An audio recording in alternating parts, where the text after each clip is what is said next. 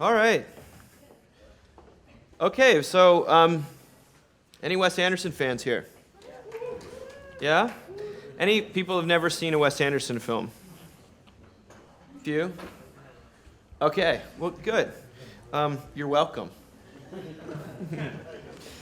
All right, so we're doing a conference here on story and what's the story. And so the other speakers have covered a lot of the broad strokes. I felt, since it was a breakout session, since it was post-lunch, that I could, is that better? Since it was a breakout session, since it was post-lunch, that I could actually talk about a few of my own favorite stories, the ones that are being told on film at least, and those, we all have the directors and the movies that really resonate with us. And the films of Wes Anderson really resonate with me. It feels almost like a cliche to say that as a young white guy who's overly educated, you know? But I'm not going to apologize here. That's the only person I am. Wes Anderson came on the scene in the late 90s. He was born in Houston. He graduated from UT Austin, and that's where he met, did I get some booze? He met Owen Wilson, who you may know, who's gone on to a sort of esteemed acting career. He met him in the early 90s, and they started about trying to make movies. And they moved out to LA, and they wrote this movie called Bottle Rocket. It was made in 1997. But his real breakthrough didn't come until he made a movie called Rushmore, which was actually filmed at his prep school in Houston at St. John's. Now, since then, Wes has become an almost cult-like figure for the American indie filmmaker and that audience. And, wherever you go, and it's interesting that I would feel I'd have to offer an apology for liking his movies. But almost any time you read a review of his movies, people feel like they have to say, yes, I do like Wes Anderson, because it's sort of a thing. And it comes along at this point with all sorts of other identifiers, and it's weighed down by things that have nothing to do with the art, and some things that do. But to wait online to see the premiere of a Wes Anderson film, you are waiting with a very specific demographic of people. And I am one of them. Now, what I've noticed is that almost no one talks about what I see as the religious dimension of his films. He was brought up an Episcopalian. He went to an Episcopal school. He has not gone on record to talk about any of his beliefs. Now, I wouldn't want to ascribe to him any kind of formal faith or religious affiliation today. The only time I've ever heard him talk about God, this is how disinterested his audience actually is in God. There was sort of a joke mockumentary that is included with the Life Aquatic DVD, where an Italian, mock Italian talk show host asks him if he believes in God, and he says yes, roughly. So it's Wes. It can't be quite straightforward.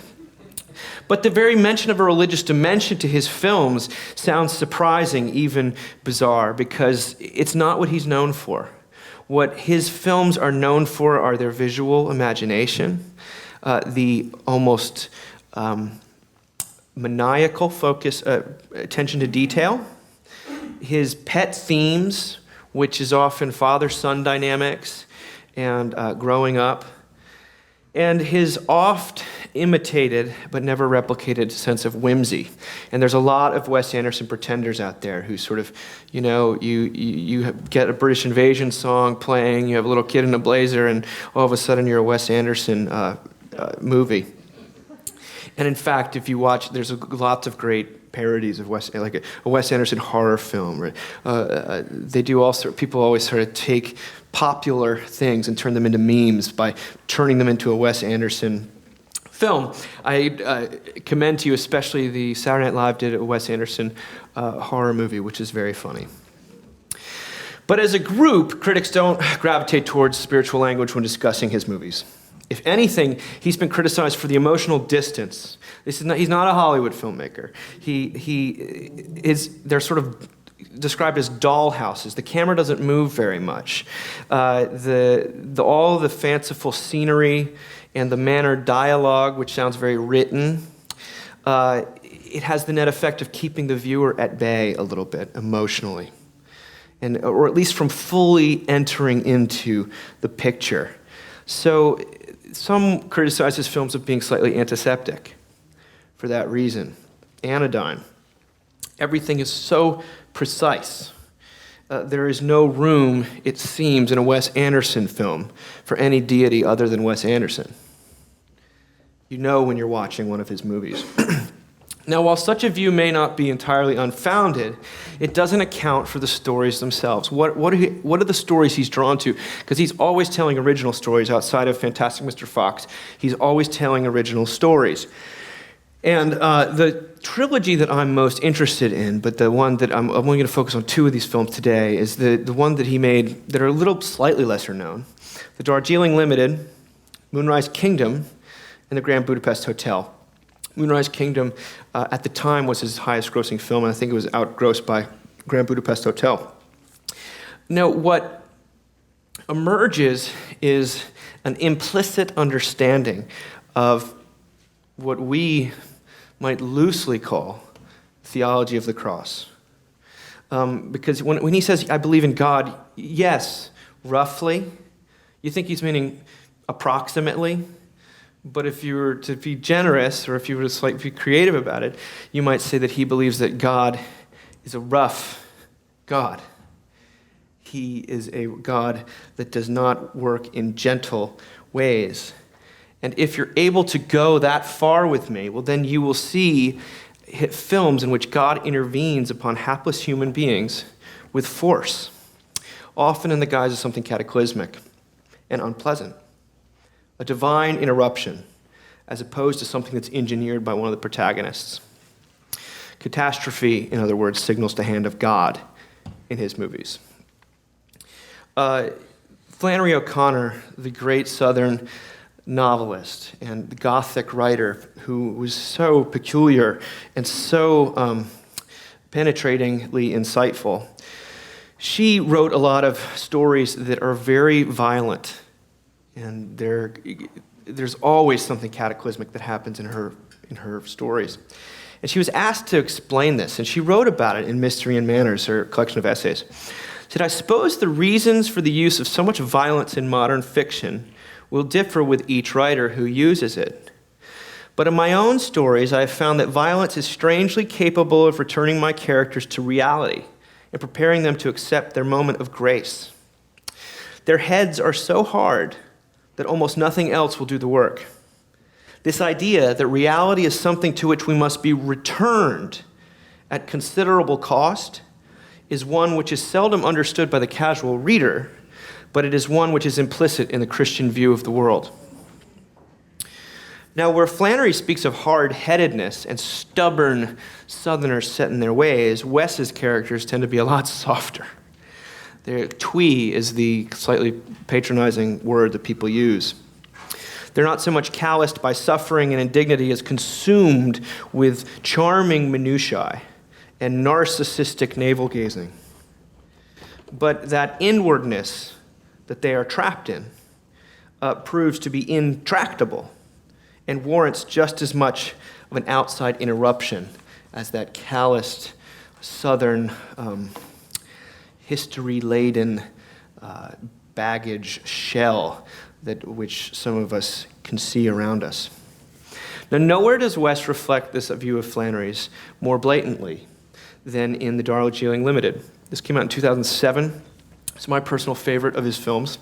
I don't think it's the best, but it's my favorite. And it tells the story of three very privileged brothers, the Whitmans, and their journey. They go on a spiritual journey to India. By rail. The Darjeeling Limited is the name of the train that takes them through. And they do this following the sudden death of their father. He's killed in a car accident. And the prolonged absence of their mother. As we find out, actually I'm not sure if he's killed in a car accident. It might have been a suicide. As we find out, each sibling has been distracting himself from the pain, from their grief, in their own self-destructive fashion. And it's kind of funny, actually. Wes plays it for a lot of laughs. He didn't write this by himself, by the way. He wrote it with Jason Schwartzman and Roman Coppola, Francis Ford Coppola's son. Francis, who's played by Owen Wilson, who you'll see in here, he's the one with the bandages here.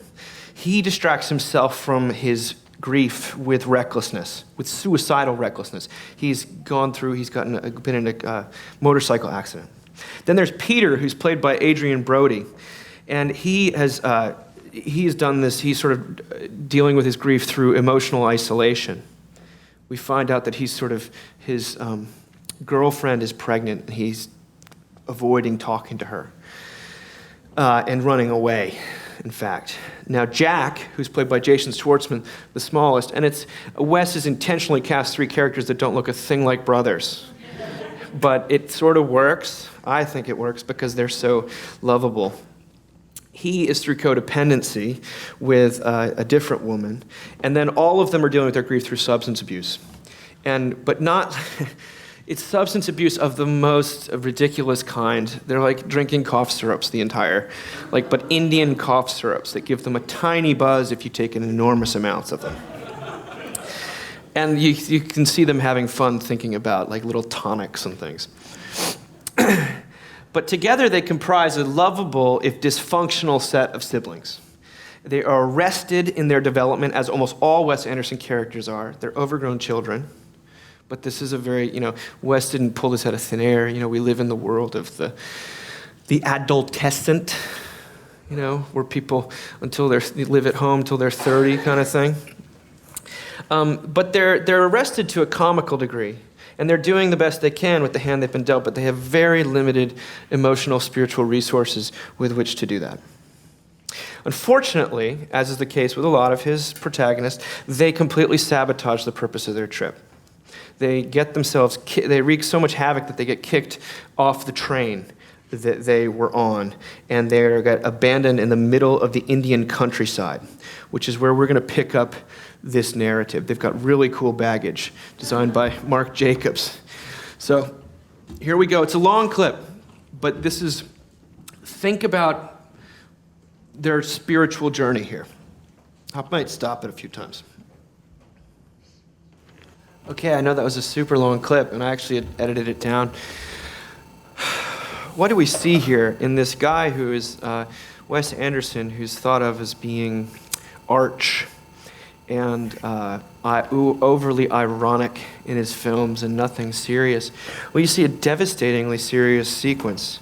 And it's actually made more serious by the fact that it appears when it does and where it does. Because, this entire film, the 3 brothers are just bantering and chattering away, and it's really funny, but it is completely consuming. And they're consumed in themselves and with each other, and they're looking at their navels, and this entire idea of a spiritual journey is a bit of a farce. Now, what happens is that all talking stops, and you just get this silent montage of bringing the boy back to his village, and you see everyone, the sun is shining, you see the father anointing the deceased son's body with oil and placing him on a bier. Then, of course, for a guy who's known for his attention to detail, is the baptismal imagery here there by mistake? The fact that they're wearing dark suits the whole time, and when they come out for the funeral, they're finally wearing white or light colors. I don't think it's a mistake. And what we find out is their spiritual journey has begun where they thought it ended. And the way in which God works on these 3 guys, and in fact gets them in touch with their own grief, because the scene I cut out, which happens when they get in the little car to go to the riverside, is they relive their going to their father's funeral and how they all got into a huge fight on the way there.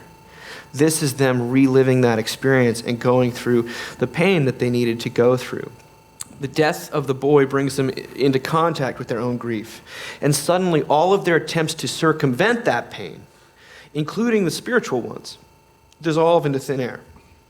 Their chattering stops, and the brothers finally take notice of their neighbors for the first time ever. People that aren't them. The rest of the time, everyone else around them is a distraction. They're yelling at these Germans to shut up. It's pretty funny, actually, telling Germans to shut up. No one knows exactly, or I don't know exactly what Wes and his co-writers were trying to do here, or if they were even trying to say anything. But the tale that they decided to tell does tell an inconvenient truth, that you cannot contrive a spiritual experience. In fact, the attempt to contrive a spiritual breakthrough tends to backfire. Breakthroughs of the kind that the Whitmans undergo are not planned with laminated itineraries. You see, their printer is the first thing to break. Instead, spiritual experiences happen to a person, and often through what looks like disaster. Now, I am convinced, whether they meant to or not, we are seeing a beautiful echo of what Martin Luther meant in Thesis 21 of the Heidelberg Disputation, when he said that only through suffering and the cross can a sinner come to know God. Suffering is the only clear indication of God's operation on the sinner. Knowledge of God comes from when God happens to us, when God does himself to us, when we are crucified with Christ. Galatians 2:19. Now, this is, again, it's remarkable. The Darjeeling Limited does not settle for lampooning Western attempts to commodify Eastern spirituality.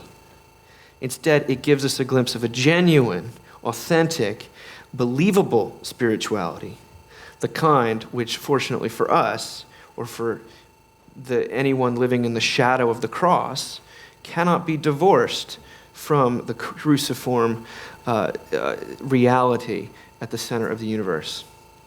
This is good news for the Whitmans, and it's good news for you, that despite our ingenuity for self-medication and denial, for running away, God is merciful enough to cut through our defenses, often when we least expect it. Perhaps this is part of what William James meant when he wrote that where God is, tragedy is only provisional and partial. Shipwreck and dissolution are not the absolutely final things. You can find out how the rest of the movie goes. There's this very beautiful scene of them shedding all of their baggage. Their cool baggage gets shed, and they get on a train at the end. And I guess I just told you how it ended. But one thing you'll notice about Wes Anderson films, again, he's so popular among millennial, or, for me, I don't know what I am, late Gen X, cynical people. And yet every single Wes Anderson movie has a happy ending. Every single one. The happy ending comes through some cataclysmic event. In Tenenbaums, it's a suicide. In Rushmore, it's an attempt to kill someone. In Life Aquatic, it's a pirate attack. That sounds... And in Moonrise Kingdom, as we're about to see, it's something different. Now, Moonrise Kingdom, which is this is his next live-action film after he did Darjeeling, he did Fantastic Mr. Fox in between there. But it derives much of its power from a similar dynamic. Moonrise Kingdom depicts the life of a fictional New England island named New Penzance during the summer of 1965. In the days leading up to, quote, the region's worst meteorological disaster in the second half of the 20th century. And as with all Wes Anderson films, it's filled to the brim with quirkiness and running jokes that are understated, with eccentric characters, with terrific music and gorgeous set pieces. And thematically, his hallmarks are also on full display. You have precocious children, you have melancholy adults, and you have a lot of mischief. At the heart of Moonrise Kingdom lies the romance between two 12-year-olds, Sam Shakusky, who is an orphan, and Susie Bishop, who has parents and a brother and lives on the island. Both are outcasts. Orphan Sam is the round peg in the khaki scouts, which is the Boy Scouts, basically. He's the one that doesn't fit in with his khaki scout troop. And Susie is the temperamental introvert female in a family of mild-mannered boys and attorney parents who are sort of very by the book. The two meet backstage at a vacation Bible school play. It's a production of Noyes Flede. They become fast pen pals. There's a lot of Benjamin Britten in this movie. Their relationship quickly escalates to the point where they make arrangements to run away together, which they do, prompting an island-wide manhunt. Needless to say, once they're discovered, the adults on the island do everything they can to discourage their relationship. They're 12 years old. But Moonrise Kingdom is almost a perfect parable of law and grace, even if they didn't set out to do so.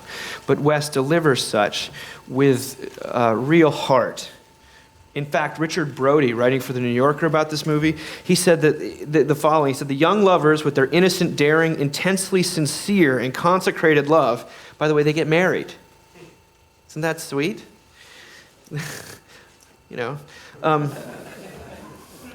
We're saying no sex outside of, well, they get married.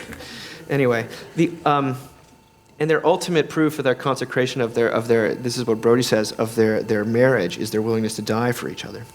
And it's provoked a scandal. They're assumed by the authorities, by parents, scoutmasters, and even the state, social services, as she's called, Tilda Swinton, to be doing something indecent, immoral, intolerable. They're outlaws, in other words, and the law, the ostensible moral law, this is the New Yorker, not David Zahl, is after them. In Anderson's view, though, they're both on the side of the good, indeed the highest good. And he conveys the notion that when true passion is thwarted or frustrated, all hell, or rather heaven, breaks loose with a deluge of divine vengeance against those who would keep the couple apart. Now he reads a little bit too much romance into it because something else is actually going on that you'll see in this clip. Because Sam and Susie are not so much vindicated. Hey, the whole point of the film is not like, hey, let's let 12-year-olds do whatever they want. That wouldn't have grossed as much as it did, and it would have been just strange and way too French. But they're delivered, and so are the adults. The storm, in this case, it's not an accident, it's a storm which intervenes on everyone. And where it drives them to, anyone know where it drives them to? Church, St. Jack's, which is actually, in Providence, Rhode Island. And this is the same church that witnessed the hatching of their affection. It provides refuge from the storm outside. They've gone on a wild goose chase. Sam has gotten struck by lightning, and the whole community has come together. Now, the key players here are Sam and Susie, who are hiding when you watch this, but Bruce Willis is the constable of the island. He represents the law, you'd think, but not here. That's why Wes Anderson's a genius. Social services is played by Tilda Swinton. She's sort of the adoption. She's trying to get him to go to juvenile refuge because he's an orphan and his foster parents don't want him back. And so she has come all the way in the middle of this storm to the island in order to get him where he needs to go. And then there's Edward Norton, who plays the scoutmaster. And then the two parents are Bill Murray. Susie's parents are Bill Murray and Frances McDormand, and they're both lawyers. Remember? Okay, here we go. Okay. Moonrise Kingdom, what is going on? Well, it's a parable of law and grace. You have social services who is actually is completely on solid ground in order to protect this child who has been gone off with a 12-year-old girl and is on the lam on this is being struck by lightning. She is doing what she is supposed to do, and she is demanding that others do what they are supposed to do as well. She is following the letter of the law, and yet we hate her for it, because she doesn't see the bigger picture. What do you how does this redemption actually play out here? Bruce Willis, their advocate, Sam's advocate in particular, stands in the way. He has that ridiculous weapon. But what he does is he chases them to the absolute end of the rope in the midst of a storm in order so that he might what? Adopt the kid. The only way out of this legal situation that they're in, which is highly emotionally charged, is not around the law, but is someone else fulfilling the law in their place. Now, it breaks down. It's not a pure Christological thing. However, we believe. What does Paul say in Romans? You do not receive a spirit of slavery to fall back into fear, but you have received the spirit of adoption as sons, by whom we cry, Abba, Father. This sad deputy is put through quite an ordeal, and yet he too is saved through the midst of this disaster happening to all of them. It is an act of one-way love, pure and simple, of him defying the social services, risking his own life to get the kids, holding on to them as they're about to plummet to their deaths, and adopting them. All during the midst of what any insurance company would call what? An act of God. Then the final scene of the movie, Sam has been adopted, and guess what? He's wearing the same clothes as Bruce Willis. He's become a junior constable, and this is such a beautiful irony and such a great poetic moment that he's clothed in the uniform of his Savior. And the fact that it's a legal thing is just so funny because he's climbing out a window at the end. There's a playfulness for those who have been saved from the just condemnation of the law. The birds are chirping, the sun is shining, and everything points to new birth. So, that's where we end our little Wes Anderson study. It's 2:20, and I want to say that I don't want to speak for Wes because I don't know what he's actually trying to say, but I know that all of his films do follow this pattern. They all have something terrible happening, which is actually the best possible thing. And that is the instrument of salvation is always something terrible. This is cruciform living. And people... That is the only way to get through people who are not just hard-headed, but the modern malady is or simply just narcissistic, small-minded, overly privileged, like the Whitmans. We are turned in on ourselves. The only thing that ever gets a person to look up, at which point they are saved, is a disaster. So I find these movies to be extremely hopeful, and the happy endings are actually always hard fought. Maybe that's why he's not ridiculed for having happy endings. I don't know. But, I do know, we write about this a lot in our long gospel book, one of my favorite portions of which is when we say that the gospel announces that we are justified by grace through faith, not by what we do or even who we are, but by what Christ has done and who he is. Our guilt has been atoned for, the law fulfilled. In Christ, that ultimate demand has been met, the deepest judgment satisfied. In his death and resurrection, our sin was imputed to him, his righteousness to us. And notice the past tense, it's not up for grabs.